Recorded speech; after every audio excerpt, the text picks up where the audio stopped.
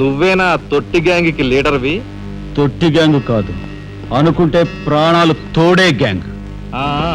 ప్రాణాలు తోడే గ్యాంగ్. అందుకే ఆ కార్మిక నాయకుడు ప్రాణాలు తోడేశారు. అవునా? ఏమిటి? మర్యాదగా నేరం ఒప్పుకో, లేకపోతే మేమేం చేస్తాం మాకే తెలియదు. మీకే తెలీదా? పాపం ఆయనకే తెలియదంట. ఏమిట్రా వెటకారం? ఉండేలా ఉంది.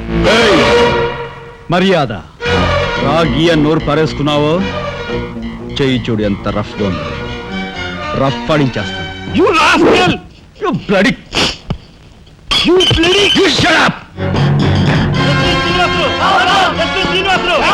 Police department! Police department! Police department! Sir ఆగాలి.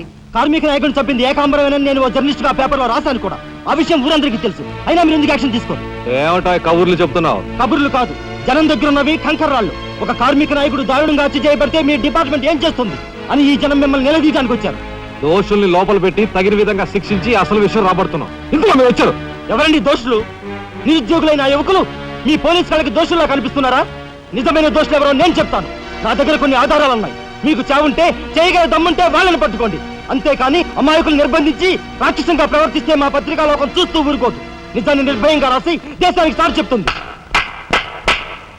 సభాష్ మిస్టర్ దాశరథి, మీలాంటి జర్నలిస్టుల వలన నిజంగా దేశానికి ఎంతో మేలు జరుగుతుంది. Thank you very much. నిజాలు తెలుసుకోకుండా ఇలా పశువులా ప్రవర్తించి మీ పోలీస్ డిపార్ట్మెంట్ పరువు తీయకు. సిగ్గుచేటు. పోలీసులు! పోలీసులు! Police department! పోలీసులు! పోలీసులు! లోపల రండి దాశరథి గారు. మీ దగ్గర ఉన్న ఆధారాలతో చట్టానికి సహకరించండి. రండి. కమ్.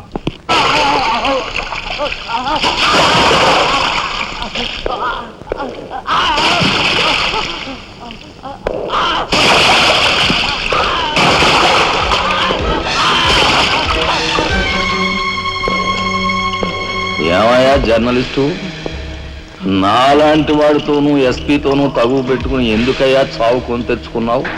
మనిషిని చంపటం ఆటవికం. You are right. అందుకేనయ్యా నువ్వంటే నాకు చాలా ఇష్టం. చచ్చిపోయే ముందు కూడా ఇలా రెచ్చిపోవడం దేశంలో ఎంతమందికి సాధ్యం? తమ్ముడు, వీడు దేశానికి పనికొచ్చే జర్నలిస్ట్లా ఉన్నాడు. వదిలిపెట్టేద్దామా? ఊరుకోనయ్యా. మనల్ని ఎండగట్టి వాడి పేపర్ సర్క్యులేషన్ 3,000 నుంచి 30,000 పెంచుకున్నాడు. చాలా.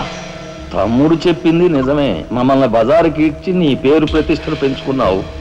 మరి మా పరువు ప్రతిష్టలు కూడా మేము కాపాడుకోవాలి కదా. అయినా మనిషిని చంపేయడం అంటే సరే కానీ.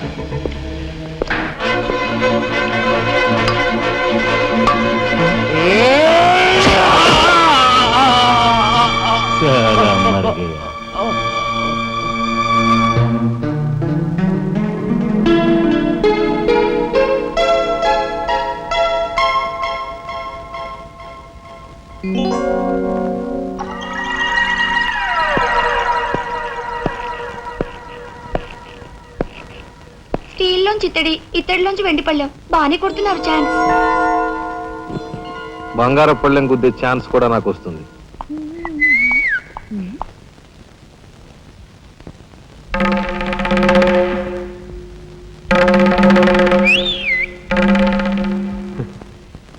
ఏమిటా చూపు?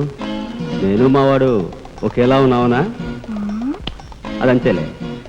అవును, నీకు మావాడంటే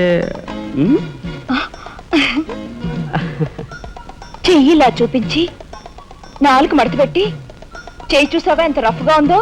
రఫ్ ఆడించేస్తాను, జాగ్రత్త అని నువ్వు అంటుంటే నాకు ఉంటుంది. మరి అయితే ఇంకా ఆలస్యం ఎందుకు? నువ్వు కూడా రఫ్ ఆడించేయి. మా ఇంటి ఆడదొస్తుంది. కప్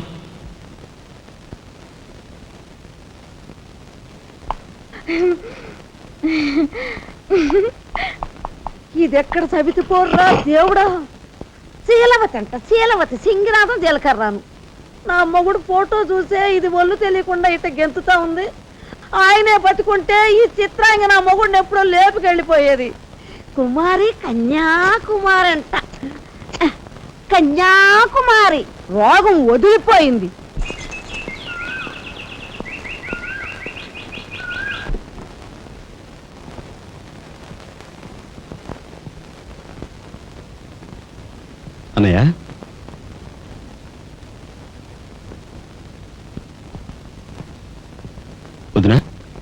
ఏం జరిగింది మాట్లాడరే.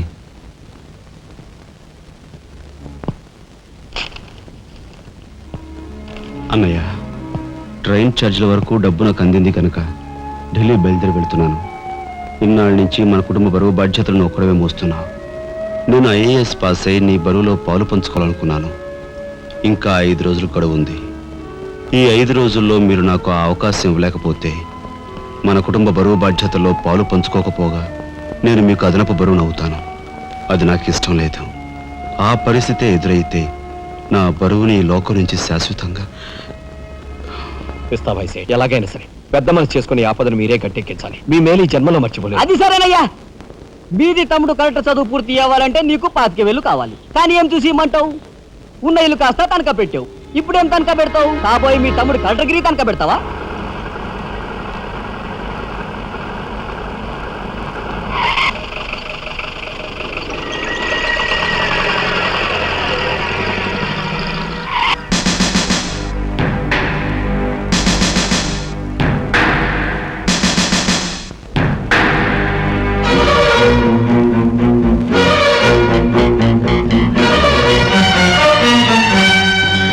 జీపెక్కు.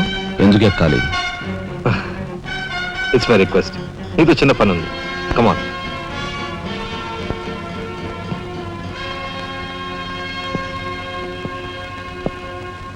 మీరు ఆడుకునే ఈ స్థలానికి నన్ను ఎందుకు రమ్మన్నట్టు?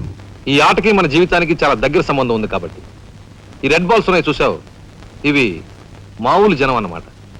ఇక ఈ pink, blue, black, yellow, brown, green ఇవన్నీ సిటీలో కాస్త పలుకుబడి ఉన్న వ్యక్తులు.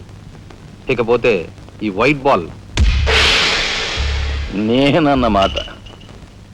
ఇందులో ఏ బాల్నైనా కదిలించే కెపాసిటీ, కావాలనుకున్న కార్నర్లోకి తోసేసే కెపాసిటీ ఈ తెల్ల బంతికి ఉందన్నమాట.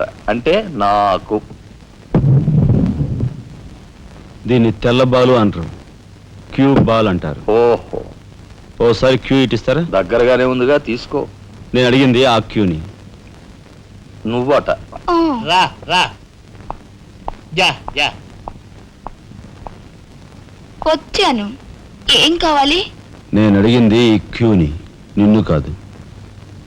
ఎంతో శక్తివంతమైన ఈ క్యూ బాల్ను సైతం కదిలించే శక్తి ఈ క్యూకుంది.